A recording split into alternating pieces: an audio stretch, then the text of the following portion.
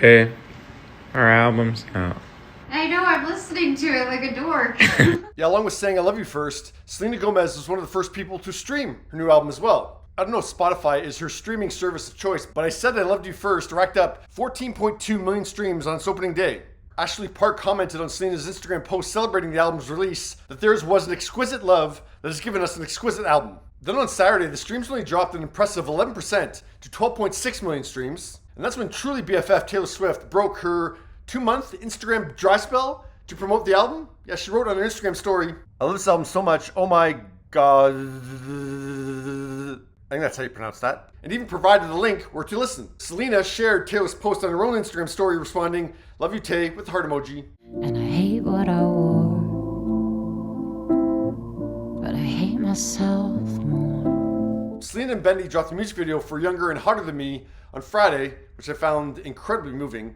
Yeah, you have to watch the video. It's really powerful. Yeah, it's racked up 4 million views over the weekend and trends at number 4. And speaking of number 4, that is the number of percent that the streams dropped from Saturday to Sunday. Yeah, so on Sunday, the album still got 12.1 million streams on its third full day of release. And over on Apple Music, Sunday was actually its biggest streaming day so far. That's when Camila Cabello weighed in on her Instagram story. "Marina, I love you and I love the song, Ojos Tristes, and this project. So happy for you both." Oh, sad eyes, sad eyes. Selena shared that on her own Instagram story as well, responding, "Thank you so much, my sweet Camila."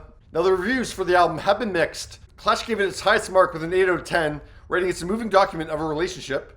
Rolling Stone gave it 3.5 out of 5, or 7 out of 10, calling it an adorable Valentine album. Enemy gave it 3 out of 5, or 6 out of 10, saying that the album is a sweet sentiment that lacks conviction.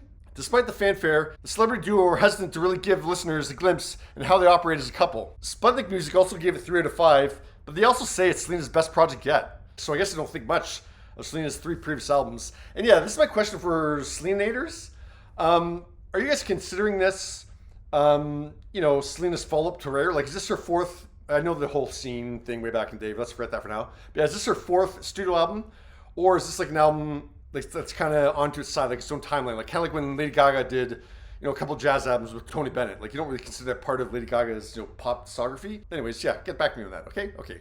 The Guardian gave it a 2 out of 5, or 4 out of 10, calling I Said I Love You First besotted but bland, saying it's strangely anonymous for such a personal project. Associated Press didn't give it a greater rating, but wrote that the album is more than syrup. It's an amusing pop album. Amusing is definitely not a word I would use to describe this album, or my reaction to it. I wouldn't say to somebody, "Oh, wasn't that album amusing?"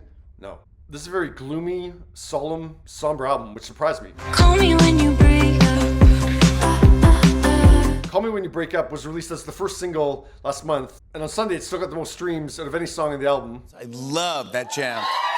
Call Me When You Break Up. It was fantastic. I love that jam. And that's the pop sound that Selena excels in. You kind of created this whole whisper pop melancholy type of thing. It's Hands to Myself, Boyfriend, Fun, Bad Liar, yeah.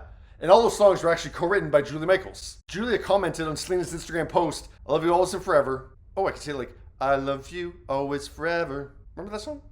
Now, disappointingly, Call Me When You Break Up is the only song that Julia had a hand in. I want to talk about Bluest Flame.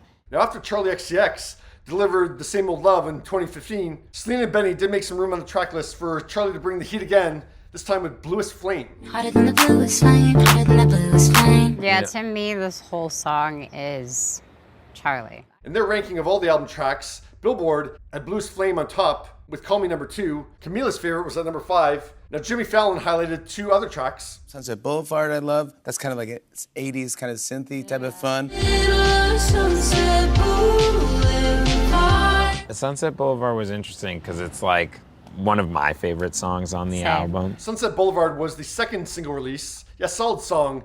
And I mean, visually and musically, that's got to be a nod to Chaperone. Big, hard, hard. I love Scared of Love You. It's almost got a little Weepies vibe to it. 'Cause I'm not scared of loving you. Yeah, the closing track is fine. I mean, the album's fine. So many different sounds on here, and I just go, oh, this was totally made with love. Yeah, I'd say I Said I Love You First is pleasant. It's perfectly pleasant.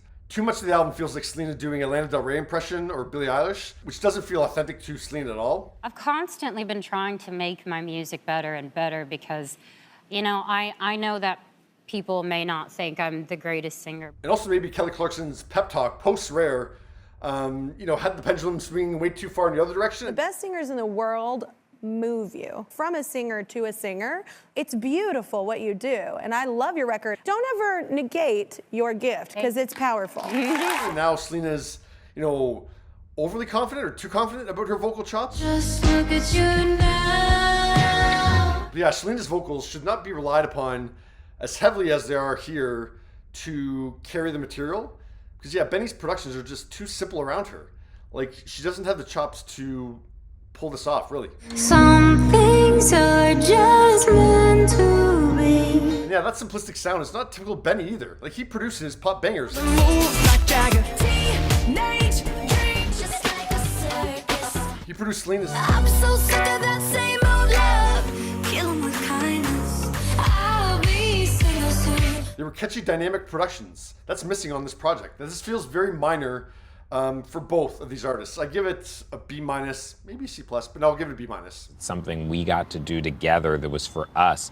And as a byproduct of who we both are, other people get to listen to this album. It's very sweet, babe.